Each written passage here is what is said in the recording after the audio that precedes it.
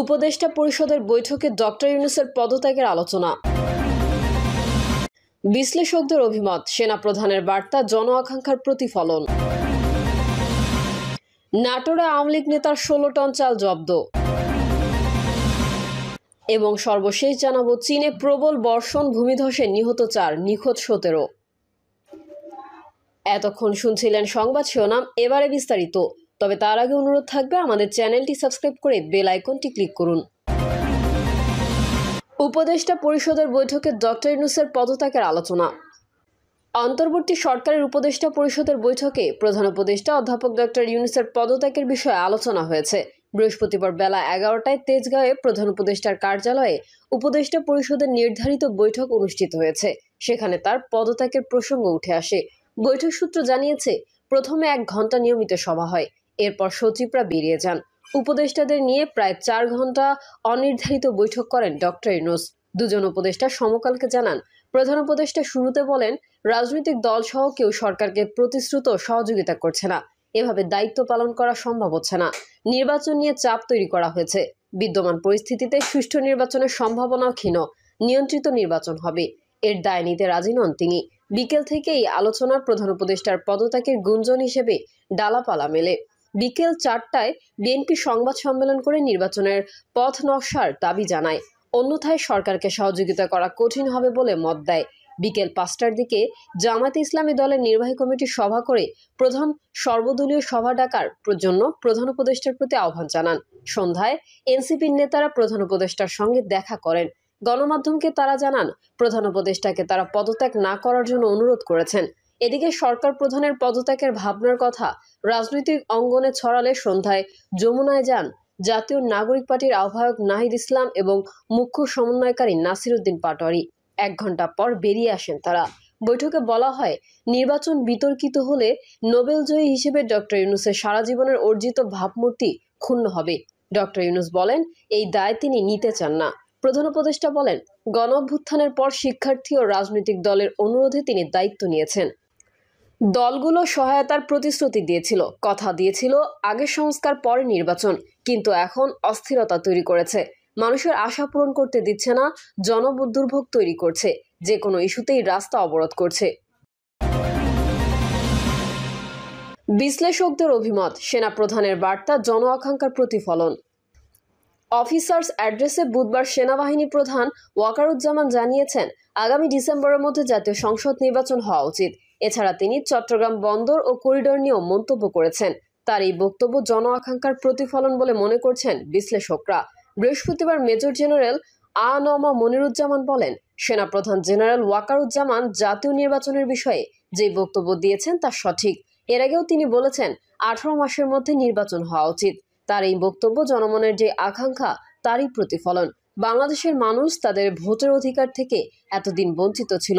যত শিগগিরই সম্ভব মানুষকে ভোটের অধিকার ফিরিয়ে দেওয়া দরকার, যাতে আমরা একটা গণতান্ত্রিক প্রক্রিয়ার ভেতর চলে যেতে পারি।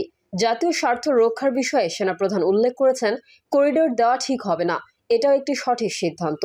এছাড়া ওয়াকারুজ্জামান আরও বলেছেন, বন্দর অন্যের হাতে হস্তান্তর করার যে সিদ্ধান্ত সেটা বর্তমান সরকার না নিয়ে ভবিষ্যতে নির্বাচিত যে সরকার আসবে তাদের কাছে ছেড়ে দেওয়া উচিত।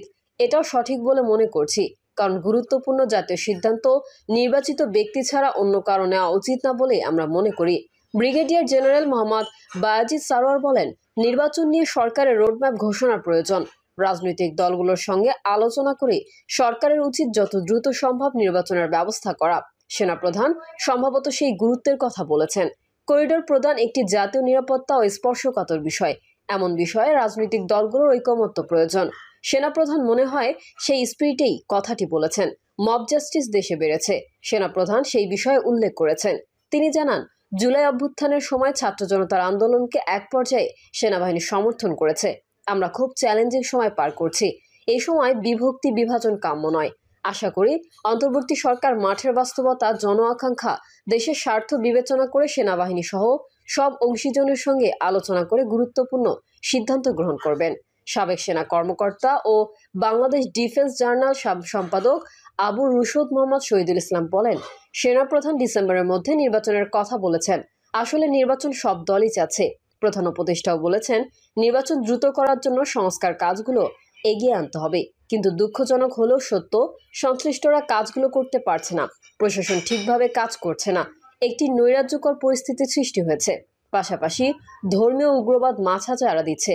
এসব বিষয় ঠিক পথে আনতে হলে নির্বাচন ছাড়া সামনে কোনো বিকল্প নেই।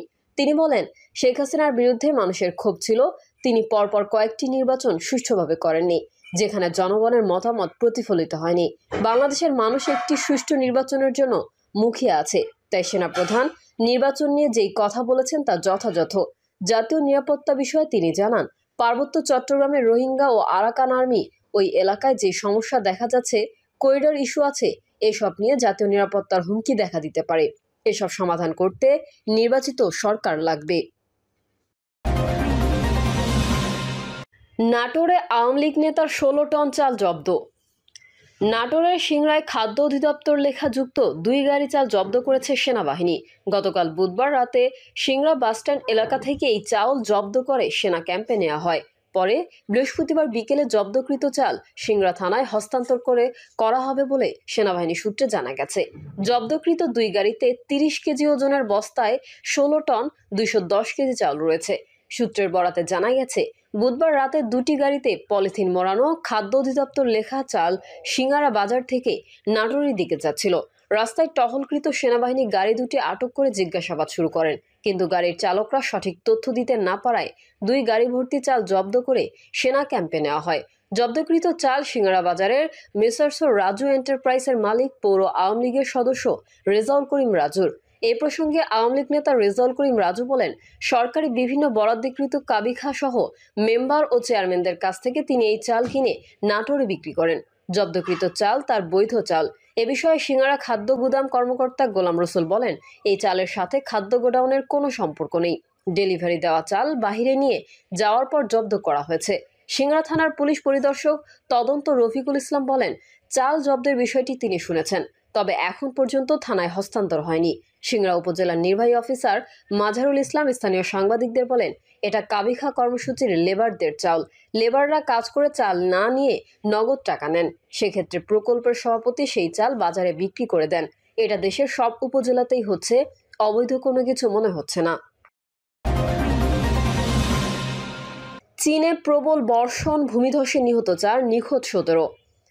চীনের দক্ষিণ পশ্চিমাঞ্চলীয় উইঝৌ প্রদেশে টানা ভারী বর্ষণের কারণে সৃষ্ট ভূমিধসে অন্তত 4 জন নিহত ও 17 জন নিখোঁজ রয়েছেন। দেশটির কর্তৃপক্ষ ভুক্তভোগীদের উদ্ধার অভিযানে সহায়তার জন্য সেনাবাহিনী মোতায়েন করেছে। বৃহস্পতিবার চীনের রাষ্ট্রায়ত্ত সংবাদ মাধ্যম সিসিটিভির এক প্রতিবেদনে এই তথ্য জানানো হয়েছে। এতে বলা হয়েছে, গুইঝৌ প্রদেশের চাংশি শহরে 2 জন, কিয়াং গ্রামের কাছে আরও 2 জন নিহত হয়েছেন। ওই এলাকায় ভূমিধসে 8টি পরিবারের 19 জন সদস্য আটকা পড়েছেন। পরে আশেপাশের এলাকায় সম্ভাব্য প্রাকৃতিক দুর্যোগের ঝুঁকি সম্পর্কে সতর্কতা